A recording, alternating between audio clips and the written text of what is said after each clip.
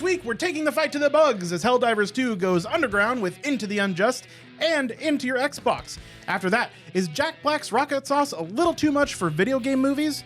Then we catch up on the new information on Steam's Project Fremont, and to wrap things up, it's time to pay your union fees as Hardspace Shipbreakers comes under new old management.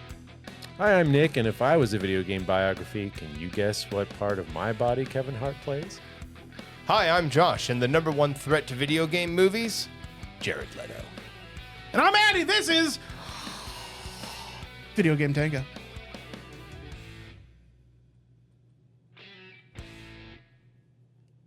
Oli, oli, oh! It's the best damn day of the week.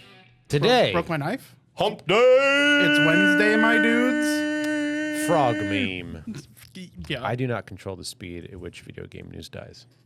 You do control the discussion about Helldivers. I do. Helldivers.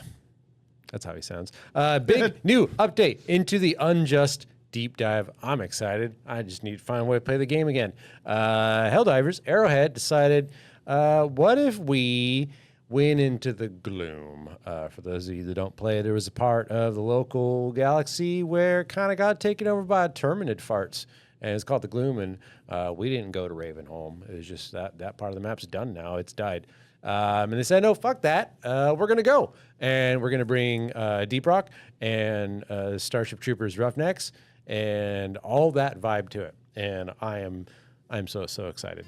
So just to start the list here with all the cool things, we are now going to Gloom planets. These look like they're covered in pudding and snot. They're gross and horrible and terrible, and I can't wait to land on them and start spreading some democracy. There will be caves, and you have to go down to these caves and do stuff. Your orbital columns do not work in the caves unless you find an opening to the surface. So those supply packs are going to come in very handy as a backpack. No more drones for you. There are multiple new variants of the Terminids as they've been mutating off on their lonesome, including new Terminid warriors, Bilespears, and Chargers, as well as what amounts to a bug dragon that spits fire now. Also, something even worse that they teased in the trailer that I don't even want to know what that is. On top of that, 2 new mission types, one of which has you escorting a giant fuel tanker strapped with Season 13 autocannons to protect itself, so it's not the worst type of escort mission. You set up a drilling rig to mine the E-17 that the Terminids create, or whatever it is, out in the field. Another one, I believe, is going down to the caves and setting up big bombs to blow up these fart sacks that are producing all this horrendous gloom dust. On top of that, our Xbox brothers and sisters have finally joined us alongside a ODST-themed war bond, which includes straight up the assault rifle and pistol, and I believe shotgun from Halo, down to the point where they're like, we had to fix the shotgun because the shells weren't technically ejecting out of the port correctly. So those guns are just in the game now, alongside with the ODST stuff. And all the many Xbox players have been dying to join us on the battlefront. There's also a new desert-themed war bond that includes a new variant of the cluster grenade, an assault rifle with incendiary rounds, a harpoon gun that releases gas, and just a small mini nuke that you can call in and like aim like a javelin missile, which is pretty awesome. I love the fact that like every other month there's like 4 new guns in the game. Yeah, you got to collect them, but that's part of the fun. Bunch of new cosmetics as always. They're dropping capes like they're free. I think they're not free. It's like they're free. They're free dumb. Yes. I believe they were trying to work on a way of finding a better way to collect the freemium resource in game. You can collect the freemium resource just by running around playing maps. You find it in places. But the most efficient way to do it is to do boring level 1 missions and just farm maps repeatedly. And people are going to do it because that's the best way to do it. And it was boring. So Arrowhead's like, we're going to fix that. So hopefully that comes out soon too. But yeah, if you just want to play the game's a hoot. I love it. And getting to actually go down, do a little Danger of Darkness dwarves, a little roughnecks of setting up the bomb down in the things with all the giant bugs. I'm very excited. That's the thing. No, this is the little one. There's a bigger one that they teased. So we'll see what that looks like. I love that there's like a thematic crossover happening. Fucking Xbox gets Helldivers and featuring Underground and Bugs, and then you have Gears of War coming to the PlayStation 5 with Gears of War Reloaded, which is Locust, Underground. Very similar themes happening here, both over-the-shoulder third-person shooters. It's almost like killing monsters underground is really fun. Honestly, it's the one thing that unites all Americans. Yeah, for sure. Yeah, no, it's the one thing that unites us all. That's awesome. Killing bugs. I'm glad. I'm so glad that we're getting a little bit away from this exclusive nonsense. Like while it pushes platforms, I get it. Like I bought an Xbox 360 instead of a PlayStation 3 because of Gears of War and Left 4 Dead, right? And Halo, obviously, but I'm so happy to see we're just sell your games on other platforms. Like, why not saturate every platform with the game that you made? It just makes sense to me. More sales is more better. Well, yeah, that's honestly, and once you start playing a PC, that's just kind of your opinion. You're like, why the fuck is this separate? Like, why should this be separate? And honestly, guys, we're getting to the point where it's just not gonna be. Honestly, dude, like it's getting very close to it now. It's going to not be separate in a way that I don't know if I like, but it's interesting. I'm a veteran of the console wars. When I retired from the console wars and moved on to civilian life, the PC, I just realized how ridiculous the fucking console wars were. Like, by the age of like 14, I was like, why did I ever care what people were playing on? You know what kind of controller you can use in a PC? Whatever one you buy. That's true. I literally just... Did you see the controller that's outside? Yeah. Yeah, that's an N64 controller, like one that was just made. Like 8-Bit Dough came out with an N64 controller in the year 2025. Yep, whatever controller you buy. Fantastic. You plug it in and you play games. Well, anywho, Gears of War aside, looks Helldivers 2 just pulling more good shit. It shows stick with the game. Stick with the game. Now, here at the Video Game Tango podcast, we have fun here. We're going to continue having fun. Happy, joy. Talking about some video game movies here. Now, in the last few years, the secret sauce seems to be Jack Black. He's been in quite a few video game movies. So, I mean, you go Mario, right? Because he's Bowser. He's Steve in Minecraft. Both of those movies, box office, super mega successes. Made $1 billion. Mario was so successful, Nintendo's like, okay, shit, we're going to make movies now. Yeah. So, yes, it's some good stuff. Now, it could be argued that the Jumanji movies that he was in are video game adjacent because instead of a board game, they do take a lot of video game tropes and employ them. Again, pretty successful. Got a sequel or two. The one dark spot, I would say, in his video game movie career is Clap Trap. And even though the movie wasn't good, Jack Black, everyone was still was excited about him being Clap Trap. Yeah. But I feel there is a little bit of a problem there because I love Jack Black. His singing, his comedic timing on point, it's all very good. But when he was cast as Clap Trap, they missed the assignment. Jack Black's style of funny is not Clap Trap's style of funny. Yeah. Clap Trap is funny because he's tragic. He is literally tragedy and time equals humor. And some of it's not funny. Some of it's just sad, and you're like, my options are cry or laugh, so I'm going to laugh uncomfortably. And now because of Jack Black helping video game movies being successful, we're actually in video game shows, but that's leading to more serious content coming out. And like, Hopefully.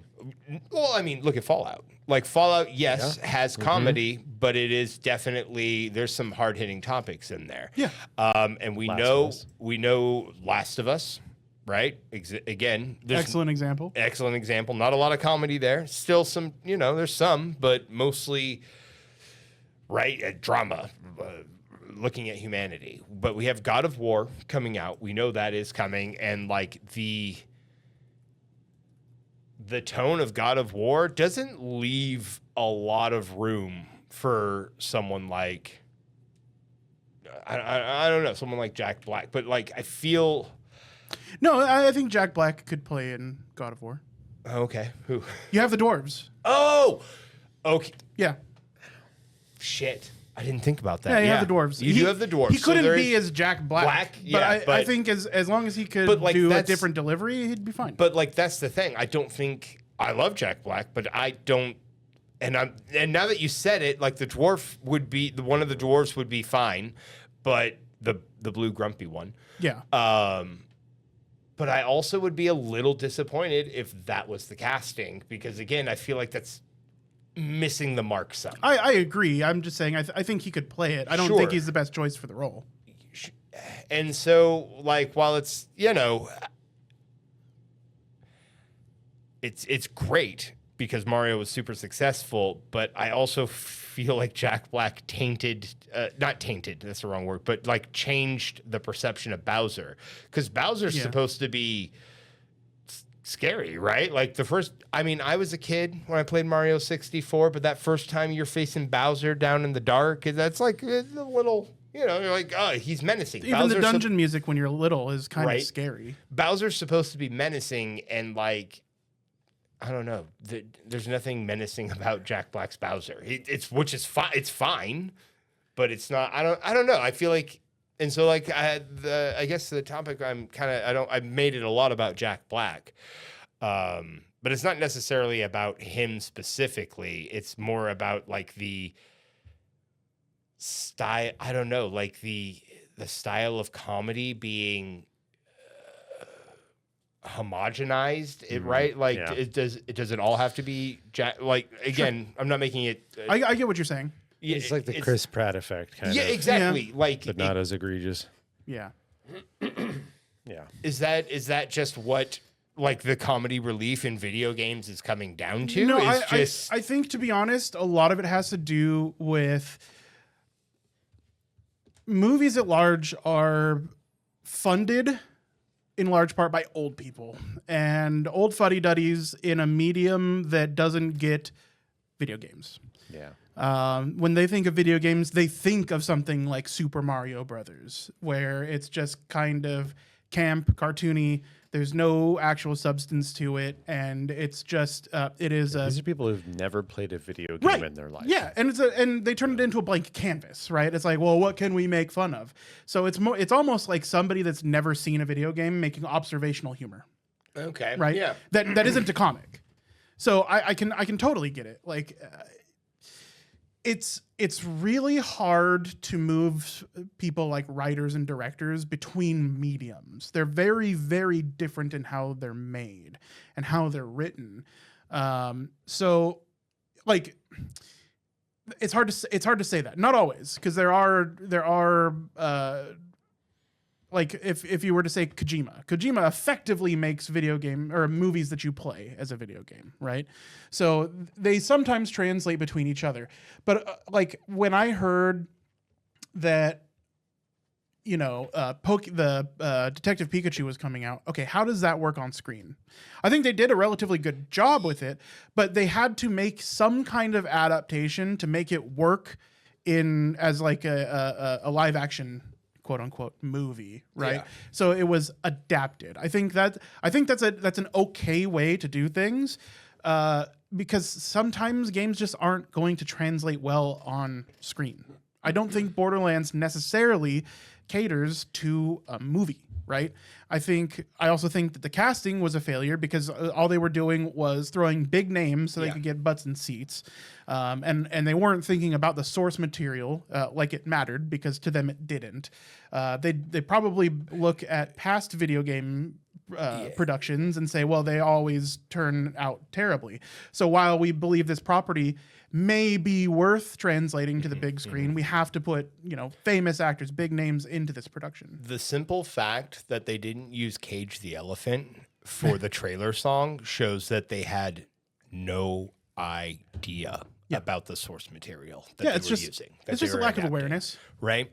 And so, while I'm not, again, I don't want to blame this pigeonholing or homogenization of comic relief style. Because, Jack Black is an excellent barometer for that in the video because it's been successful. His particular brand, his flavor. But again, I think it also helps that Jack Black plays video games and enjoys the medium. And enjoys the medium, absolutely. And takes it seriously. And takes it seriously. But the thing is you think of Jack Black, you're like, okay, well, that's funny. He's a funny guy. And when he gets thrown into a character, again, I'm going to use Clap Trap here because it's a good example. Like Clap Trap's, sometimes he's funny, but he's more tragic than he is funny. And so some exec or someone who doesn't get the source material is like, oh, Jack Black's going to be great for that. And it's like, no, yes, but I don't know. I feel like I'm nitpicking here a little bit. We got to back it up a little bit. The majority of movies, even if it's only 51%, are probably argued to be not great. Yeah. And then the ones that are great, a minority of those are going to be really good. Now, when it comes to video games, like you're saying, old people, you're saying money, big name people, the people funding these movies are like, they have two options. One, big AAA companies that can meet them on their terms and be like, hey, let's make a bog standard formula movie that we know works. With big name actors, with a big name video game, we all make a shit ton of money. That's your Pokemon, that's your Minecraft, right? Things like The Last of Us, things like Fallout to a lesser degree. These are attempts at people who enjoy video games to make an adaptation of that video game because those particular games have narratives already that are easily translated to the screen, right? I do not think we are going to see non-narrative, non-AAA game movies. Because the AAA games are being made just to make money, and then most of the other ones are going to be just essentially taking a game that is well known for having narrative, God of War, right? Or Mass Effect. Halo, Mass Effect, right? We're not going to see fucking Caves of Cud movie, right? It's just not going to happen, right? We're not going to see probably the majority of games that deserve movies are probably never going to hit the big screen. Mostly because the big screen's probably not going to be around that much longer, right? That's I'm doing my part. Yeah, you certainly are. You've been to the theater 9 times this month. I think you're right that Jack Black is like one of those situations where he didn't fit the role, but he's a big name, and they were literally, I don't know who did Borderlands. They obviously fudged the bucket. Oh, yeah, no, exactly. There were many failings in Borderlands. Yeah. There were people that were in that movie that hate that movie. Yeah. Yeah, it was not great. Like, please don't watch my movie. Don't watch my movie. So, and again, it's not necessarily about Jack Black specifically, but just more like the homogenization of the comic relief in a video game that has comic relief, right? And where that's placed at, because I don't necessarily think Bowser should be the comic relief in a Mario movie, right? Yeah, I mean, I think to be a little fair, the mainline Mario games from the ones I've played up until Odyssey, Bowser is usually still a big, bad, kind of scary guy, but he has completely kind of lost that in every other version he's in. Fair. I guess he is now just goofy, one of the people. Yeah, he plays fucking tennis and parties drives, with them. Yeah, that's true, and does Mario Party and yeah. Okay, he's lost some of his villain. He is very silly still. Yeah. And also, fucking Seth Rogen played Donkey Kong. You know what I mean? So wait, again, there's room for it. There's definitely room for it. And that Peaches song was funny. The Peaches song is funny. I didn't find anything wrong with his performance in the Mario movie. No, not at all. And I love Kung Fu Panda. I mean, that Britney Spears covers a bop. So, you know, like... Well, dude, have you heard... I've got it up on screen right now. I can't play it for Yeah. obvious reasons, but Tenacious D video games. Yeah. That's a fucking... It's a that banger. song is It's a fun. banger. Yeah, Yeah. it's such an earworm, and it respects the fucking medium. Like, he literally is like, how can you not love the art of these things? I will say, it's like, yeah, he's like a Patton Oswalt or a Henry Cavill. It's like he also loves the nerdum. Yeah. So, I mean, respect there. But, like, again, it wasn't necessarily about Jack Black, just more of the... I don't know. He was our vessel for conversation. Exactly. Yeah, 100%. Yeah, absolutely. So yeah, it's just there are people that are going to take in the movies industry. There are people that are going to take the medium seriously. There's people that aren't. There's going to be bad adaptations. There's going to be good adaptations. We're lucky that we're in kind of an era where a lot of them have been good. Yeah. Yeah. So I got a little bit of hardware news to talk about. They invented a new shoe. If only. Actually, they did not. Anyways, Shoe that's two. neither here nor there. Shoe 2, Electric Boogaloo. So we have seen more leaks of Project Fremont. That is the SteamOS console that I've talked about on a couple occasions. It showed up on Geekbench. For those of you that don't know what Geekbench is it is a benchmark tool for PC hardware. Oh. So it has measured the PC hardware that comprises Project Fremont, this console, and it's pretty good. So one of the things that Valve has been doing is they have been taking their time in wrangling this hardware together. They've been making partnerships with AMD, and AMD is making custom chips for them now at this point. So the thing that's in the Steam Deck, the APU that runs that's AMD AM4 that is system on a chip built specifically for the Steam Deck. Very cool. It looks like they have a specific AMD APU going into this thing, but along with the APU is also a dedicated GPU. So it's going to have considerably more horsepower than the Steam Deck. One thing that people were worrying about is that it was just going to be the system on a chip being used for the Steam Deck, and then maybe some AI upscaling or something like that. It looks like I wouldn't doubt there's going to be some level of AI upscaling. That graphics cards literally do that natively now. AMD, NVIDIA, Intel, they all do that natively. So there probably is going to be some upscaling like you're used to on your PS5, your Xbox. There's always a little bit of magic because 4K is really hard to do. But it is getting a dedicated GPU, meaning it is going to be considerably stronger than the Steam Deck, which will lend greatly to giving better compatibility with games that may not work great on the Steam Deck, because it is going to be a more powerful console. This also shows that they're serious about getting into this market. They've got a handheld computer now. It looks like we're getting some kind of TV box. So it looks like Steam is coming to the living room.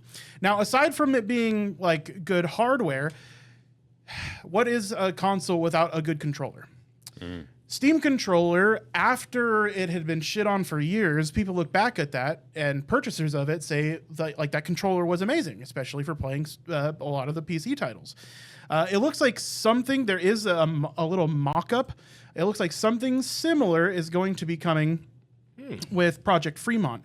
Now, Project Fremont is likely going to be coming with some support for VR.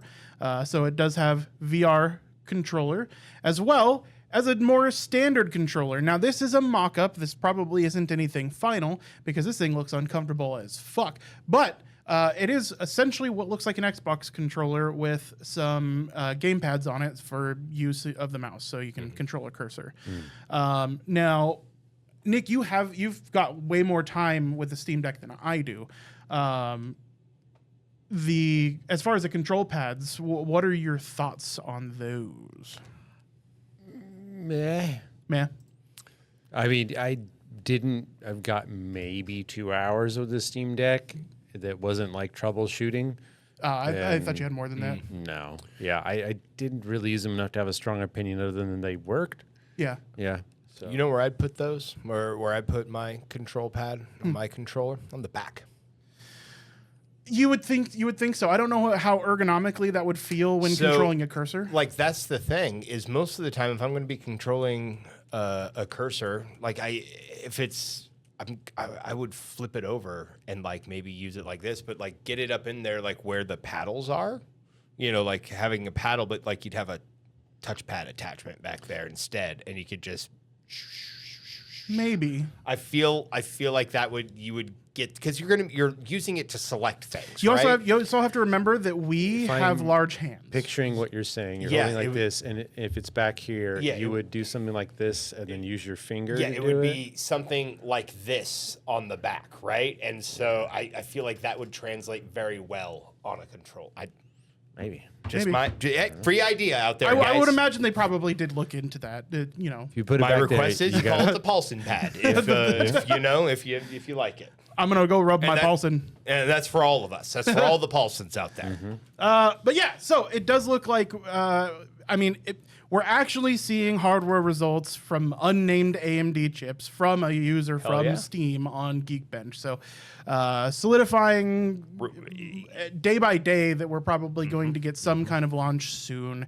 It's not just another Steam Deck like Steam Deck 2.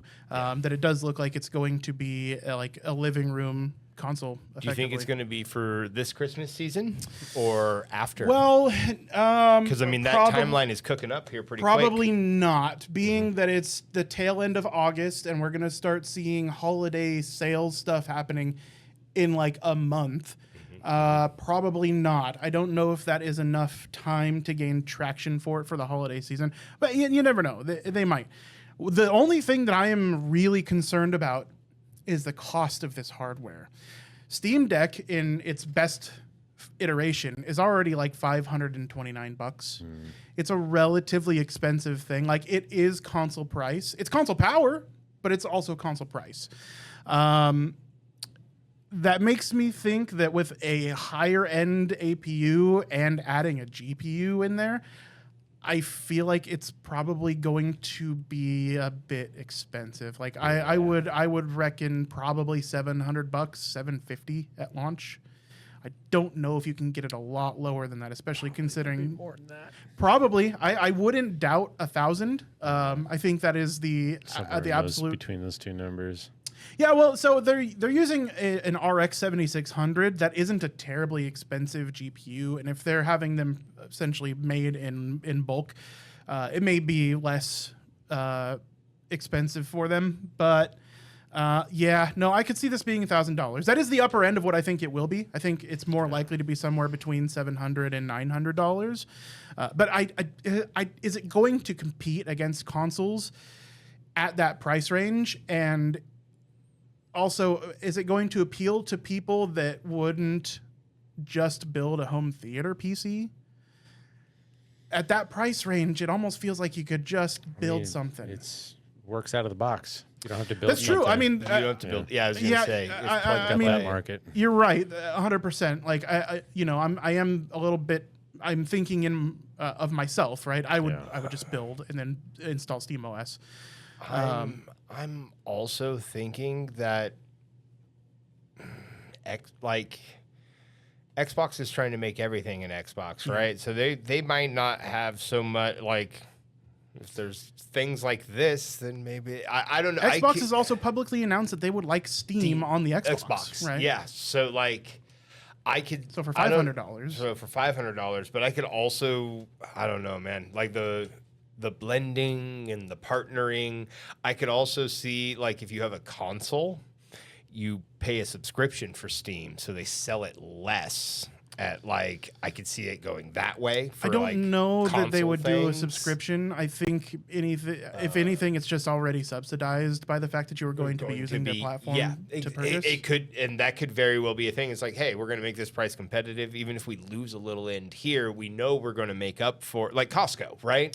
I think they will absolutely sell this thing at a loss, knowing that they'll make it up in sales. In like percentage points. I think they have to. Otherwise, this thing is a $1,200+ machine. Yeah, and it's just the fanciest of consoles. You know, like right. But you're right. At that rate, just build a home PC. Like Well, you better get that credit card situation figured out, Steam, before. Segway! Yeah. Do you have another article? No, that's it. It's all you, man. Well, speaking of capitalism, we're fucking back cutters. July 2020, Hardspace Shipbreaker came out. This game captured me like a few others, and I adore it to death. One of the few games I go back and play through when I can. And something very, very exciting is happening. This is kind of the game that came out, and you play through it, and you're like, you can tell they didn't have time to fully cook everything they wanted to do. It's somewhere between a diamond and a rough, and a diamond. It's a solid game. I love it. It's very novel. It's very cool. Their gameplay loop and the way they managed to make the game feel is just, it's right on the money. But it was clear that like that was it. We're not going to get any more. They didn't release modding tools, and it's just been 5 years of people just going back and play because that's all you could do, right? Well, today, Blackbird Interactive, the people who developed the game, came to an agreement with Focus Entertainment, their publisher, to fully acquire the rights and full ownership to Hardspace Shipbreaker IP. This is very, very exciting. I was fully expecting this to be over and done with. But what this means is that it is going to become a core part of Blackbird's business strategy going forward. They are working on already multiple Hardspace projects, one of which seems to be trying to expand the first game in new ways. So we might be getting Hardspace Shipbreaker 2. They teased and not told a lot of cool lore in the game. I could see this game and its ethos and its theme and vibe going in other ways. They're growing the community. You can join their Discord. They are updating the game to replace a lot of the icons and whatnot with full Blackbird Entertainment logos, new privacy policies, that kind of stuff. There may or may not be a content update. I doubt it. And Focus Entertainment is just fully no longer with it. So it's all Blackbird. They have also the Lynx Pioneer program, a kind of a pre-registration you can sign up for to get exclusive early access to playtest and future Hardspace projects, behind-the-scenes development info and access, and opportunities to help shape the games going in the future. I'm already up there. I'm already on their Discord. It's very exciting. It's one of those games that I would recommend to any single person that plays video games. It is nothing individual about it is novel, but the way they put it together, there are very, very few other games of this quality, of this style that exist. It is novel in the most effective sense, and I love it to death. So I shouted like a little girl when I saw this article the other day. I was like, it's coming back. I'm very excited. There really is nothing like it. Yeah. I haven't played it. There are games that it kind of reminds me of, but nothing that feels close to this. This is a game without guns that makes you feel like a predator hunting prey. Yeah. I don't know how to describe, like, once you get the hang of the game flow states kick in, muscle memory's kicking in, you tear apart these old hulks like a surgeon, a vivisectionist, and when it's all flowing smoothly, you feel like you're performing the final rites on an old carcass, and you got to pay off that $100 trillion of debt you got for being revived. So it does take some time to kind of get into the flow state with Hardspace Shipbreaker. Yeah, there's a lot of little things you got to learn, a lot of big things you got to learn. Yeah. The tutorial's not fantastic. The storyline is mediocre. There's some quality of life things that could be fixed. But overall, I would hope by now, given the amount people have clamored for it, they implement co-op into this game. Yeah. This game would be more than the sum of its parts if two people could play together. Someone pitched a really cool idea on the Pioneer program in Discord about creating crews. Because now that the storyline is like you broke free of the Union and you managed to repeal the law, allowing them to replicate you and put you in debt, you could have a crew of real players start their own shipbreaking yard, kind of turn like a half management simulator where you have to like bid on ships and then the players all tear them apart. Plus there's some weird like maybe alien stuff that's going on right at the end of the game. It's not that much of a spoiler because there's very little content for it in the game. But yeah, no, it's so good. And the soundtrack, Space Bluesgrass. Oh my God. Yeah. I still listen to it like at least once a week when I'm doing dishes and whatnot. It's so good. It's definitely one to check out. The only reason I didn't play it more is 'cause I never purchased it, but I played an early build of it like a month or two before it went live on Steam. And I didn't play more of it because there is a learning curve. And I felt like I didn't want to get too into it before it came out because my time with it was going to be so limited. So I dropped it, but it's one of those games that I always mean to play. It's on the list, right? Well, right now it's $12 and a quarter. Well, shit. That's pretty darn cheap for a game that I don't think I have more than 100 hours in it. But like if I were to go back and ask, like, would I buy this and have this experience new over like playing RimWorld for the first time again? I'd probably pick this. Yeah. Like that's how much I enjoyed this game. And if you want to taste, there's videos online, but I highly recommend go look up YouTube Hardspace Shipbreaker speedruns and watch like a surgeon and dance. I've seen some people tear apart 400-meter long ships in 3 minutes. Yeah. It's wild. It has a crazy skill set. Yeah. It's really cool. Yeah. Oh, before we go, because I think that's the last little bit that we were talking about. I do want to mention real quick that if this kind of rustles your jimmies, Satisfactory, which we've talked about on the podcast before, is coming to the PlayStation 5.